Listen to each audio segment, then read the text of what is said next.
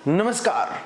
जी हाँ, हिसार का सिर्फ एक ही नेता है कुलदीप बिश्नोई, दूसरा आएगा तो वो खत्म हो जाएगा। ऐसा आप लोकसभा चुनाव में रणजीत सिंह चौटाला को देख ही चुके हैं किस प्रकार से उनकी राजनीति खत्म हुई। इस कदर खत्म हुई कि भाजपा ने रानिया से टिकट ही नहीं दिया और वो अब निर्दलीय लड़ते रहेंगे। ऐसा ही रणवीर गंगवा के साथ होने वाला है। पहले लग रहा था कि रणवीर सिंह गंगवा बरवाला से अच्छा सहयोग मिलेगा इन्हें अपने समाज का, क्योंकि एक बहुत बड़ा ओबीसी वोट बैंक बरवाला के अंदर है, नलवा से ज्यादा है। लेकिन कांग्रेस ने वहां से रामनिवास घोड़ला को उतार दिया। गंगवा से ज्यादा लोग घोड़ला पर भरोसा कर रहे हैं। एक तो क्षेत्र की जनता कहते हैं कि भैया गंगवा को कहां से टेक दिया लाकर, क्योंकि गंगवा ने बरवाला हल्के की छोड़िए नलवा हल्के के लोग भी नाराज है गंगवा से, और इसलिए गंगवा के मन में लड्डू फूटे कि नलवा के अंदर तो जीतना मुश्किल है, और कोई विरोध नहीं किया बरवाला से टिकट दिए जाने का और बरवाला में चले गए। अब एक बहुत बड़ी हार का भी इनको सामना करना पड़ सकता है, क्योंकि बहुत ही कमजोर है। अब गंगवा समर्थक भी कहने लगे हैं कि चौधरी कुलदीप बिश्नोई ने उनकी मति भ्रष्ट कर दी, क्योंकि चौधरी कुलदीप बिश्नोई के कहने पे नलवा से रणधीर पनिहार को टिकट दिया गया और रणधीर पनिहार के वहां पर जीतने के चांस भी ज्यादा बन गए।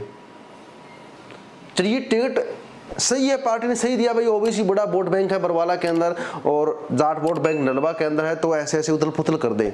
लेकिन इस उथल पुथल में गंगवा समर्थक काफी नाराज हो गए, क्योंकि बरवाला की टीम का इनको सहयोग ही नहीं मिल पा रहा है। बरवाला से भाजपा की जो भी टीम है वो ना तो प्रचार में आ रही है ना सहयोग में आ रही है। हालांकि उन्होंने लेटर लिखकर पार्टियों को चुनाव से दूर रहने की मांग भी की है, लोकल कैंडिडेट की मांग की थी, चाहे जिला पार्षद महंत दर्शनगिरी हो, उनका विरोध भी झेलना पड़ रहा है।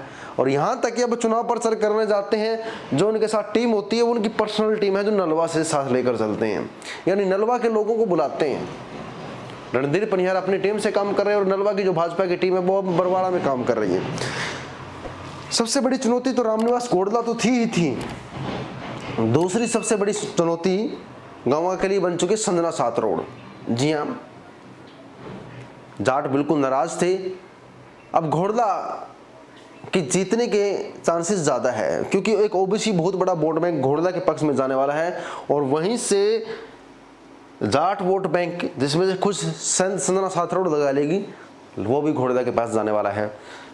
लेकिन रणवीर सिंह गंगवा से क्या, एक तो जनता मान लीजिए जाट वोट बैंक तो भाजपा से पहले ही नाराज है, वो तो मानिए मत कि बीजेपी में आएगा बरवाला से, क्योंकि लोग जोगीराम सियाग से भाजपा के खिलाफ वोट दिया था और भाजपा की गोद में जाकर बैठ गए, तो भाजपा से तो नाराज है, इसलिए जोगीराम सियाग जीते थे उस टाइम।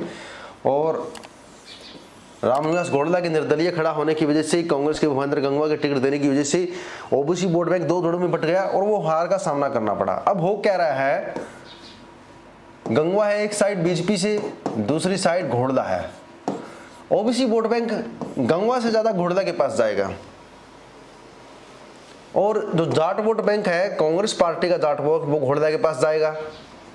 कुछ जाट वोट टूटकर संजना सातरोड के पास जाएगा जो आईएलडी से उम्मीदवार है। गंगवा के पास कुछ भी नहीं जाएगा।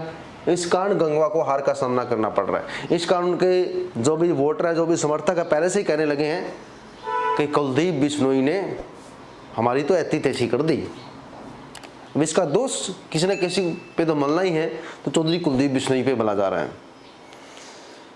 तो ऐसे में गंगवा का नलवा छोड़कर बरवाला जाना भाजपा के लिए भी बड़ा नुकसान है। भाजपा ने खुद अपने पैरों पर कुल्हाड़ी मार ली है, यानी एक सीटों को तो गवा दिया है।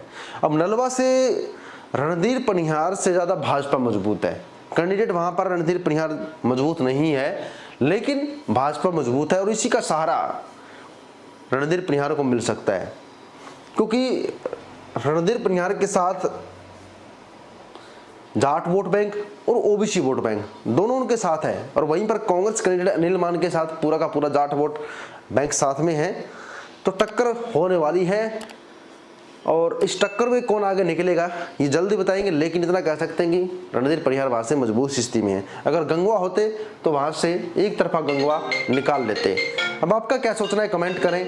बने रहिएगा HPN24 न्यूज के साथ, लाइक एंड शेयर कीजिए। जय हिंद साथियों।